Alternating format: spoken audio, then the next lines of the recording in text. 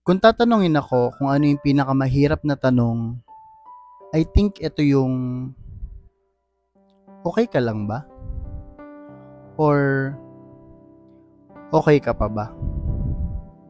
Kasi sa totoo lang, ang dali niyang sagutin, pero deep inside, ang hirap. Madaling sabihin na oo, okay lang ako, para hindi sila mag-alala at para hindi ka kaawaan. Pero na-realize nyo ba na kapag tinanong kayo sa seryosong tanong na okay ka lang ba?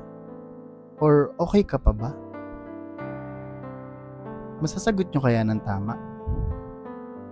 Or mabibigay nyo kaya yung tamang sagot sa tanong na okay ka pa ba? Ikaw, okay ka pa ba?